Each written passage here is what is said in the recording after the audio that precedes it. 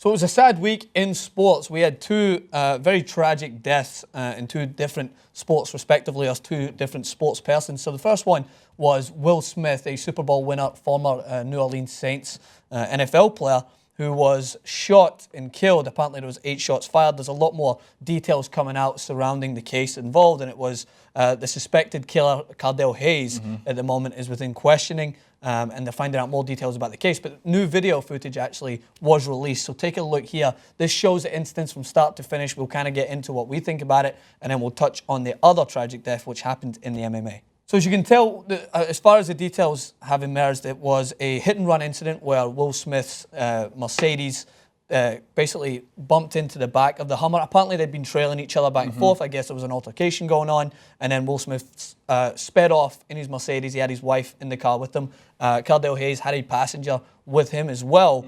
And according to Cardell Hayes, a new article is released in which that he states he saved him and his passenger's life because Will Smith showcased the fact that he had a gun and was ready to use it. So he's basically claiming that he shot in self-defense. Right. So 8 shots were fired. I think there was 1 to the chest and another 7 in the back. In the back. And I think that Will Smith's wife as well was shot, and they weren't fatal, of course, but and thankfully she is okay. But it was tragic all in all, and it just, for me, I'm going to get into, of course, the debate I have about why this is still a reason why guns are ridiculous, even in situations like this, because they just allow it to escalate further than what the altercation could have been. Yes, you get two kind of like males involved in an altercation, and the worst thing that probably could happen in the UK is, yeah, there's a chance in which they resort to weapons. It might, right. But the chances of them killing each other with guns is very minimal from where I come from. So I've got my strong opinions on that. But what did you think about this in terms of the details that have came out before we get into the other tragedy? Again, as I said, tough week in sports. Yeah, obviously a tough week in sports. These are two deaths that shook at least the sports world. And although they're not high-profile named athletes, Will Smith was a Super Bowl winner. He's a first-round, 18th overall draft pick. He played at Ohio State University. He was a hell of a good defensive end for a great defensive team with the New Orleans Saints. And look, when you watch the videotape of the hit and run, like afterwards, and like a hit and run sounds so brutal, and it was like a tap and a run. Yeah. But obviously it caused some kind of confrontation. And when this confrontation goes down, logically piecing it together without enough evidence though, but if I had to take a stab at it, it would be that when they had this confrontation, Will Smith, the guy, Cardell Hayes saw Will Smith either had a gun or Will Smith flashed the gun or whatever, and he just acted on instinct. Yeah. Obviously, I don't think Will Smith thought that Cardell Hayes had a gun. Yeah. Of course, it also brings up, which I'm sure you'll get into, the asinine argument that guns don't kill people kill people. No, guns kill people too. Yeah. Because it's used as an intimidation factor in cars, because road rage is a real problem in the United States. People, I could see the nicest, kindest looking person go into a car in LA and suddenly they turn into just something that I have never seen before, like just sheer anger, and traffic and everything plays into it. But then when you run into the altercations in which two people come together, and everyone has to take into consideration the fact that that other person may have a gun. To think otherwise, I think is naive. In America, to think that that other person doesn't have a gun is naive, because you have to assume that guns are everywhere. They outnumber the people by a ridiculous amount in this country. So you have to assume that someone may have a gun, whatever altercation you're going to get into. So in the best case scenario, you just avoid the altercation. That's what I'm going to teach anyone that has come from my upbringing or coming into this country. Avoid altercations, because you never know, someone may have a gun. And that's a statement that was kind of drilled into me when I was younger. It's like, you never know, someone may have a knife and you may have a chance of getting away from it. But in the US, you don't get that chance. Someone's got a gun, you're done. That's true. I mean, when you grow up overseas, a lot of the people that I talk to, not outside of you yourself too, is that they don't understand what America's obsession with guns is. I have no idea what America's obsession with guns is either, but obviously it's a macho thing. That, of course, that we get labeled for it too. Like, oh, you guys have to have your guns. But in this situation, with this death, it's shocking in the way just because of how quickly it escalated. It went from a hit and run to an 8-shot death. And Cardell Hayes is being brought up on murder charges, although he's pleading self-defense. Yeah. And if that goes his way, he won't serve jail time. Obviously, if he's convicted for murder, he will serve jail time.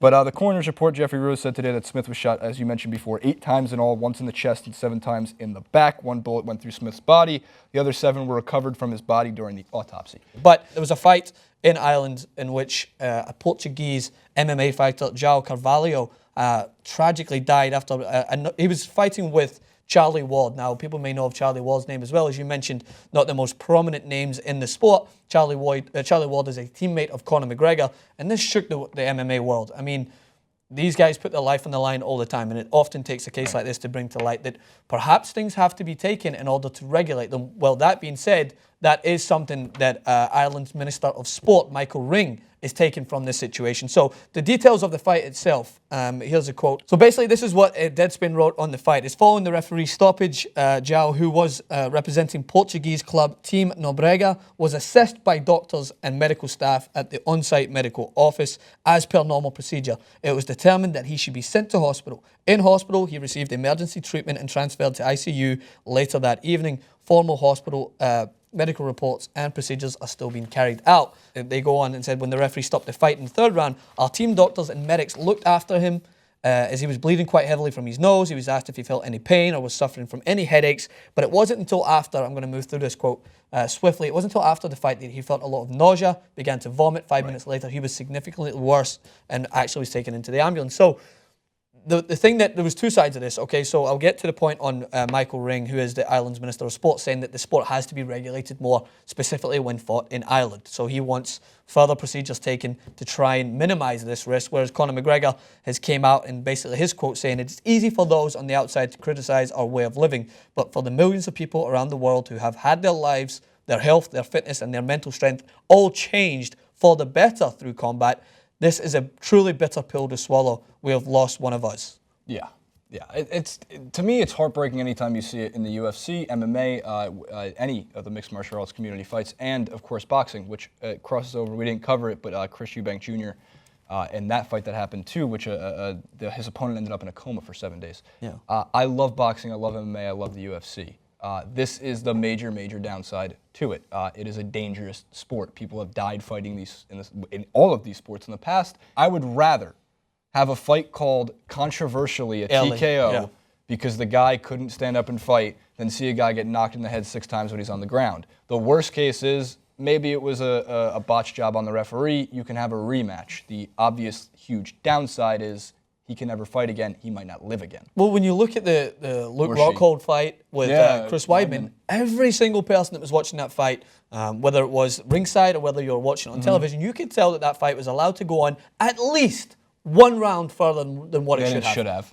And that maybe has been a little bit, I would say, allowing for maybe more time than anything else. Maybe I would say 20, 30 seconds more so. But for me, I thought that round was done that fight was done a round earlier. But the referee, again, is in that situation where does he allow it to go on till he's absolutely sure and run the risk of potentially calling a fight early in which he will be to blame? Right. Or does he save someone's life?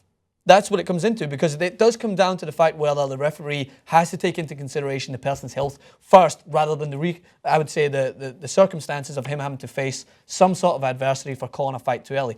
And that is the hard reality of being a referee in a physical sport like the UFC. And I agree with you, Jason, but we're on the outside of this. These people, this is their lives. If someone calls a fight too early, they don't win, they lose a paycheck, they maybe lose a fight. This isn't big money fights. This is not the UFC. This doesn't even come close to Bellator. These are small prize. So they're still trying to make it, and that can be such a significant indicator in their future if they don't win. So it is a lot to take into consideration for the referee, but I will always state, and will stand by it, that health comes first. So our thoughts are with the families of both.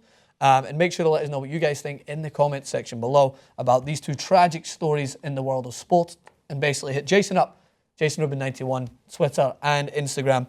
Francis_Maxwell on Twitter and Francis Maxwell Host on Instagram, and come back to TYT Sport.